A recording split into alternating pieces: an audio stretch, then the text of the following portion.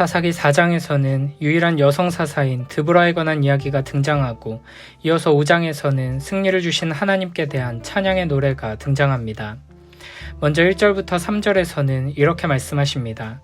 에훗이 죽으니 이스라엘 자손이 또 여호와의 목전에 악을 행하매 여호와께서 하솔에서 통치하는 가나안 왕 야빈의 손에 그들을 파셨으니 그의 군대 장관은 하롯의 탁고임에 거주하는 시스라요 야빈 왕은 철병거 900대가 있어 20년 동안 이스라엘 자손을 심히 학대했으므로 이스라엘 자손이 여호와께 부르짖었더라. 아멘. 에훗이 죽은 후에 나타난 이스라엘의 다음 세대들은 다시 하나님을 잊고 악을 행했습니다. 하나님께서는 이번에는 가나안 왕 야빈의 손에 이스라엘을 파셨습니다. 야빈 왕은 철병거가 900대나 있는 강력한 왕으로 그의 통치 아래에서 이스라엘은 20년 동안 착취당하며 학대를 받았습니다. 이에 이스라엘은 다시 여호와께 부르짖습니다. 2절에 보면 여호와께서 이스라엘을 가나안 왕 야빈의 손에 파셨다고 표현합니다. 하나님께서 애굽에서 구원해서 자유를 주시고 하나님의 백성으로 하나님의 신부로 삼으셨던 이스라엘을 다시 이방 왕의 노예로 팔아버리셨다는 뜻입니다. 여기서 어떤 이들은 하나님께서 이스라엘을 팔아버리시는 것이 가혹하다고 생각할 수 있습니다. 그러나 이 땅에서 고난과 괴로움을 통과하며 잠시 지옥을 맛보고 다시 회개하고 회복되어 안식을 누리는 것이 이 땅에서 아무런 걱정 없이 평안하게 살다가 진짜 지옥에 떨어져 영원한 고통과 괴로움을 당하는 것보다 훨씬 낫다는 것을 기억해야 합니다. 하나님께서는 궁극적으로 이스라엘을 바른 길로 인도하시기 위해 이스라엘을 그냥 내버려 두지 않으시고 계속해서 징계하시고 구원하시는 일을 반복하시는 것입니다. 우리는 하나님께서 하나님을 떠나 악을 행하는 자를 다시 노예로 팔아버리신다는 것을 기억해야 합니다. 우리 삶의 참된 자유와 축복은 하나님과 맺은 언약관계 안에서만 누릴 수 있는 것입니다. 예수 그리스도의 보혈로 구원받아 새 사람이 되었다고 하더라도 그리스도의 신부다운 거룩한 삶, 하나님의 말씀을 붙들고 따르는 삶을 살지 않는다면 언제든 죄악의 노예와 다를 바 없이 참된 자유를 잃어버리고 고통과 슬픔으로 가득 찬 처지가 될 수 있음을 알아야 합니다. 3절에서는 이스라엘 백성들이 20년 동안 학대를 당하며 하나님께 부르짖었다고 하는데 여기서 부르짖음은 역시나 회개의 통곡과 돌이킴의 눈물이 아니라 그저 고통과 괴로움으로 인한 신음입니다. 이스라엘 백성들은 자신들의 불신앙과 불순종에 대해 슬퍼하고 두려워하며 울었어야 하지만 여전히 가나안 왕 야빈의 철병거가 고통스럽고 두려워 부르짖고 있습니다. 사실 이스라엘이 20년이라는 긴 시간 동안 이방 왕의 압제 속에서 노예와 같은 처지가 되어 고통당하고 있는 것은 철병거 때문이 아닙니다. 그들은 지금 철병거 때문에 학대를 당하는 것이 아니라 하나님을 온전히 신뢰하지 않았기 때문에 하나님 말씀대로 순종하지 않았기 때문입니다. 철병거가 아무리 많아도 여호와 하나님께서는 한 사람의 왼손잡이를 통해서 구원을 이루실 수 있는 분이시고 이방인 출신 목자의 손에 들린 막대기를 통해서도 큰 군대를 몰아낼 수 있는 분이십니다.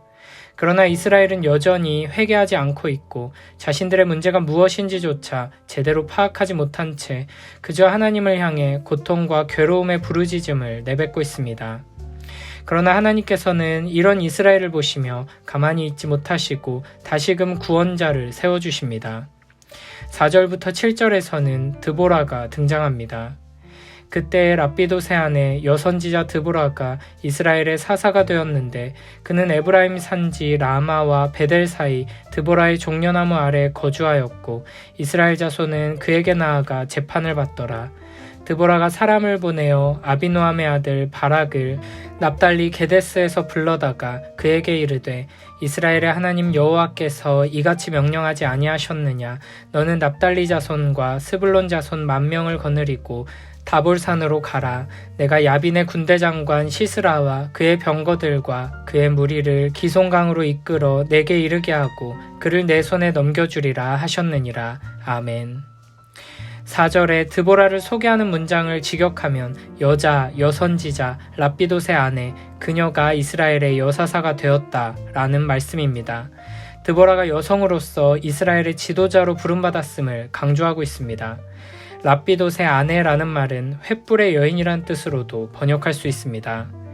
드보라는 사사기에 등장하는 사사들 중에 유일한 여성이며 선지자이면서 동시에 사사로 부름받은 사람입니다.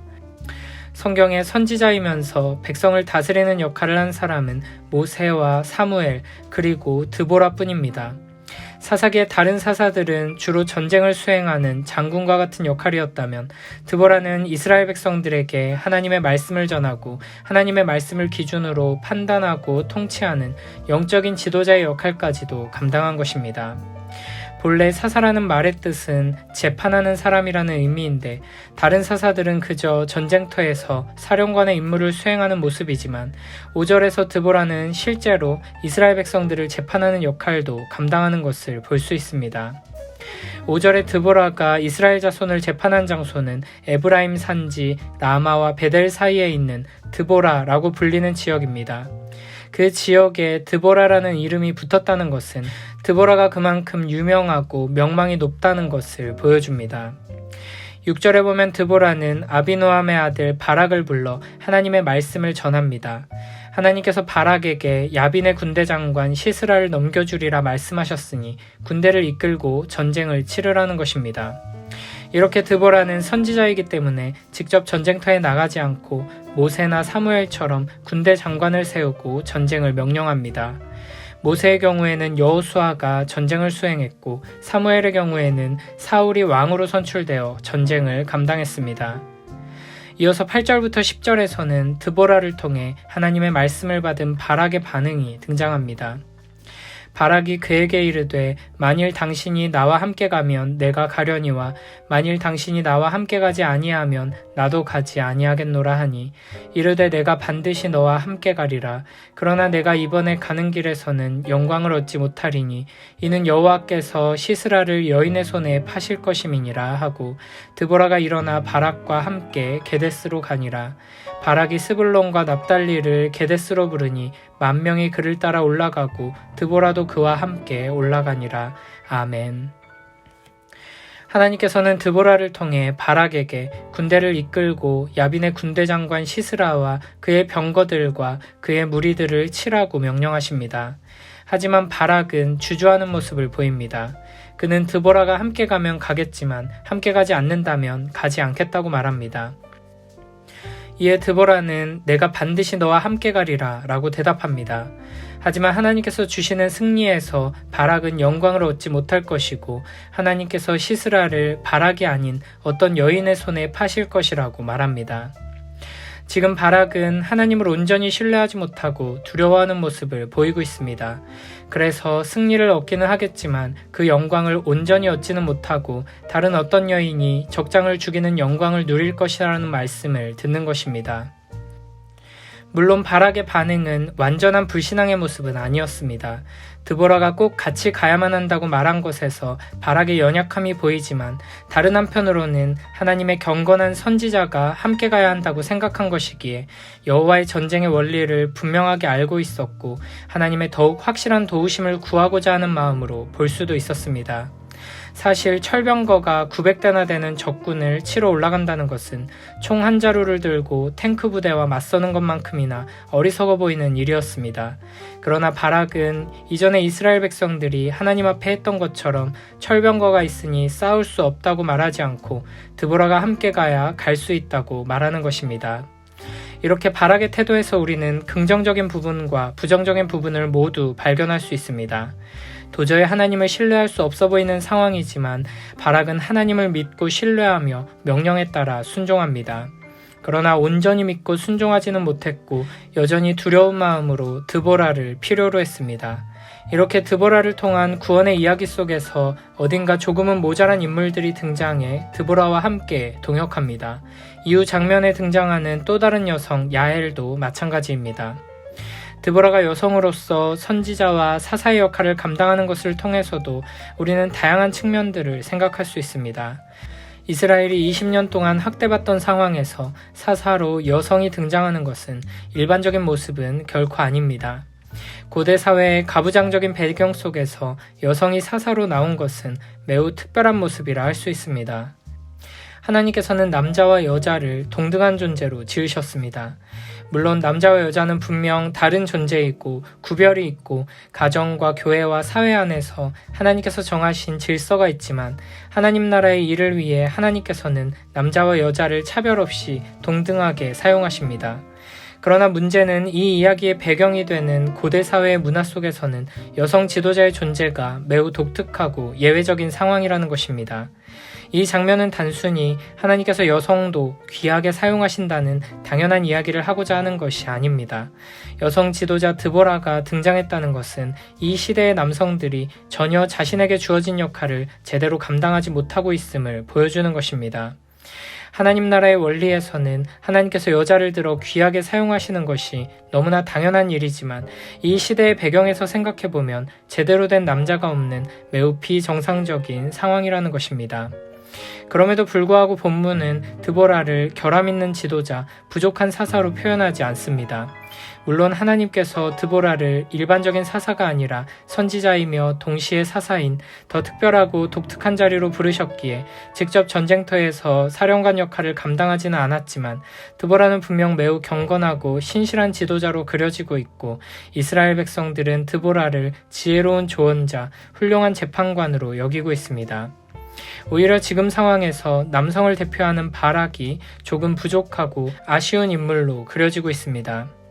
본문의 시대적인 배경을 중심으로 생각해 볼 때 왼손잡이가 전혀 구원자가 될 것이라고 기대할 수 없었던 인물이었던 것처럼 소문은 막대기가 600명의 용사들을 물리치는 무기가 될 것이라고 상상할 수 없었던 것처럼 드보라는 여성으로서 하나님께서 하나님의 백성들을 구원하시는 일에 사용하시는 일반적인 도구는 아니었습니다. 그러나 하나님께서 하나님의 손에 들고 사용하신다면 이 세상의 기준, 이 세상의 판단은 전혀 중요하지 않습니다. 이스라엘의 죄악은 계속해서 반복되고 그들의 압제를 받는 시간은 8년에서 18년, 그리고 이제 20년으로 점점 늘어납니다. 그러나 하나님께서는 계속해서 신실하게 하나님 손에 붙들린 사람들을 통해 하나님의 백성들을 구원하는 놀라운 역사를 이어가십니다. 하나님 말씀대로 따르는 드보라를 통해 조금 부족한 믿음이지만 영적인 지도자를 의지해 용감하게 말씀대로 한 걸음 내딛는 바락을 통해 하나님께서는 여전히 신실하게 일하십니다. 우리의 상황과 환경, 조건에 구애받지 않으시고 심지어는 우리의 연약함, 부족한 믿음에도 불구하고 우리를 붙들어 쓰시고 우리를 통해 일하시며 우리를 구원하시고 복주십니다. 지금도 우리를 통해 일하시고 우리를 신실하게 붙드시는 능력의 하나님을 바라보며 매일매일 하나님의 말씀을 따라 순종하며 나아가는 복된 우리 모두가 되길 축복합니다.